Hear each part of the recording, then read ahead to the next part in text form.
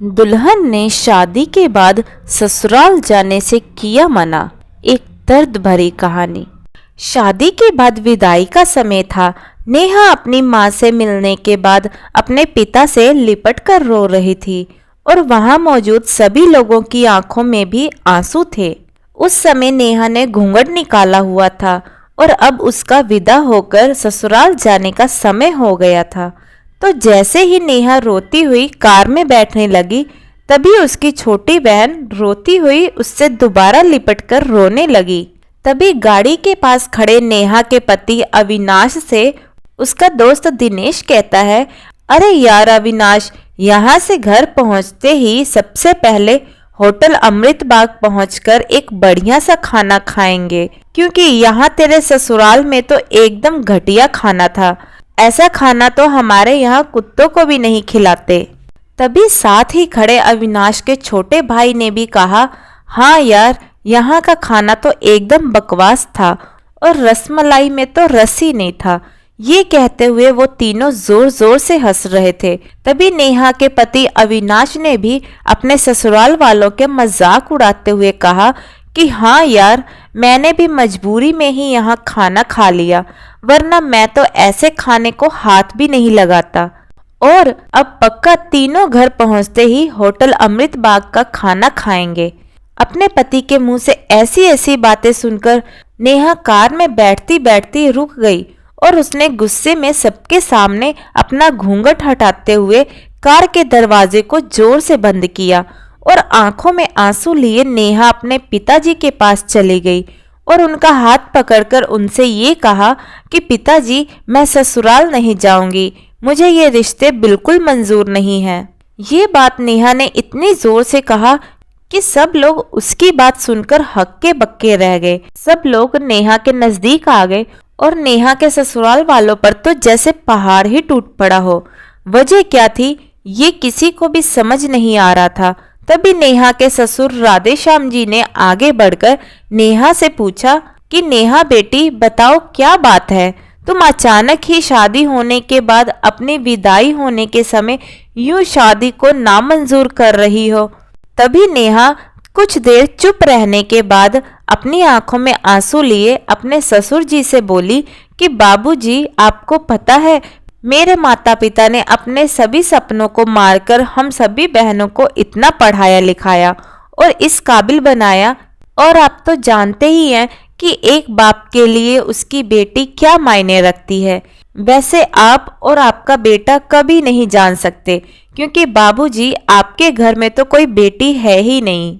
और आप जानते हैं, मेरी शादी में आने वाले बारातियों के लिए खाने पीने की एक भी कमी ना रह जाए, इसलिए मेरे पिताजी पिछले 3 महीने से रात को 2 से 3 बजे तक जागकर मेरी माँ के साथ ये योजना बनाते थे कि रसोइया कौन होगा और खाने में बारातियों के लिए किस किस तरह का खाना बनवाना है और बारातियों को कहाँ बिठाना है, ताकि कहीं किसी को बुरा ना लग जाए।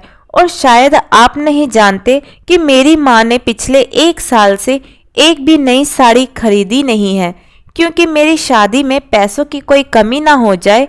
और आज भी मेरी शादी में मेरी माँ ने मेरी बड़ी बहन की साड़ी पहन रखी है।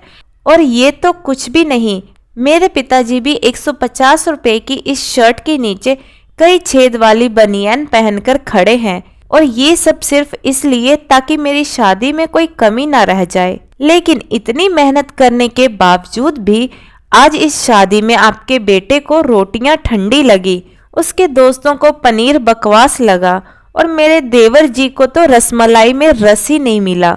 और तो और मेरे पति अविनाश जी कह रहे थे कि वो तो ऐसे खाने को हाथ भी नहीं लगाते हैं, बस उन्होंने तो मजबूरी में ही ये खाना खा लिया। अगर सब कुछ इन्होंने मजबूरी में खाया है, तो इसकी क्या गारंटी है कि मुझसे शादी भी ये अपनी खुशी से ही कर रहे हैं। कल को अविनाश जी ये कह सकते हैं कि मुझसे भी इन्होंने मजबूरी में ही शादी की है।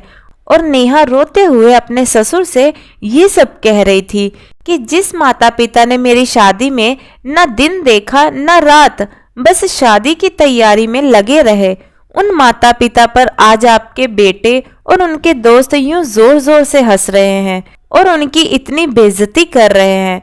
क्या आपके घर में माता पिता की इतनी ही इज्जत होती है? तभी नेहा के ससुर ने कहा कि बेटी, इतनी छोटी सी बात पर तुम इतना नाराज हो गई। नेहा ने अपने ससुर की बात को काटते हुए कहा कि बाबूजी, ये छोटी सी बात नहीं है। अगर शादी के बाद मैं भी आपकी इज्जत ना करूं तो आपको कैसा लगेगा? ये सुनते ही नेहा के ससुर ने शर्म के मारे अपनी आंखें नीचे कर ली।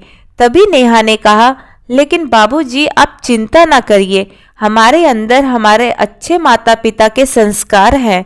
किसी की बेइज्जती करना, ये सब हमारे माता पिता ने कभी नहीं सिखाया है। ये सुनते ही नेहा के पिताजी दयाशंकर जी आंखों में आंसू लिए अपनी बेटी को गले से लगा लिया और उससे कहा कि बेटी, मुझे तुम पर गर्व है कि तुम मेरी बेटी हो। अब तू शांत हो जा बेटी, तुझे मेरी कसम है, तू इन्हें माफ कर दे और खुशी खुशी अपने ससुराल चली जा। तभी नेहा का पति अविनाश भी नेहा के पिताजी और नेहा से हाथ जोड़कर माफी मांगता है और ये कहता है कि बाबूजी, मुझे माफ कर दीजिए, सारी गलती मेरी ही है, लेकिन आज आपकी बेटी ने मुझे एक पिता की इज्जत करना सिखा दिया और आज के बाद मैं हर किसी के माता पिता का हमेशा इज्जत करूंगा। उसी वक्त नेहा के ससुर राधेश्याम जी भी आगे आकर अपनी बहू नेहा के सर पर हाथ रखकर कहते हैं कि मैं तो बहू लेने आया था, लेकिन ईश्वर बहुत कृपालु है, उसने मुझे बहू के रूप में एक बेटी दे दी और वो भी इतने अच्छे संस्कार वाली, जो कि माता पिता का भी इतना सम्मान करती है। और अब बेटी, मेरे कहने से इन नालायकों को भी माफ कर दे, मैं हाथ जोड़ता हूँ तेरे सामने। तभी नेहा अपने ससुर जी के दोनों हाथों को पकड़ लेती है और कहती है कि नहीं बाबूजी, आप मेरे पिता के समान हैं, कृपया आप मेरे सामने में हाथ मत जोड़िए। तभी नेहा के पिताजी दयाशंकर जी भी कहते हैं कि समधी जी, आप मेरी बेटी के सामने हाथ जोड़कर कृपया हमें शर्मिंदा मत कीजिए। मेरी तो आपसे बस इतनी ही प्रार्थना है कि मेरी बेटी को हमेशा आप अपनी बेटी ही समझना और इससे कभी कोई गलती हो जाए तो इसे माफ कर देना। तो राधेश्याम जी ने अपने समधी दयाशंकर जी का हौसला बढ़ाते हुए कहा कि आप बिल्कुल चिंता मत कीजिए, बल्कि अब तो नेहा बेटी ही हमारे पूरे घर को संभालेगी और अभी ये हमारे घर की लक्ष्मी है। ये सुनकर नेहा के पिताजी बहुत खुश हो गए और अपनी बेटी को खुशी खुशी विदा कर देते हैं और नेहा अब राजी खुशी अपने ससुराल रवाना हो गई थी और अपने पीछे छोड़ गई थी आंसुओं से भींगी हुई अपनी माँ और पिताजी की आंखें और अपने पिता का वह आंगन, जिस आंगन में कल तक वह खूब हंसती खेलती थी। आज से इस आंगन की चिड़िया उड़ गई थी किसी दूर प्रदेश में।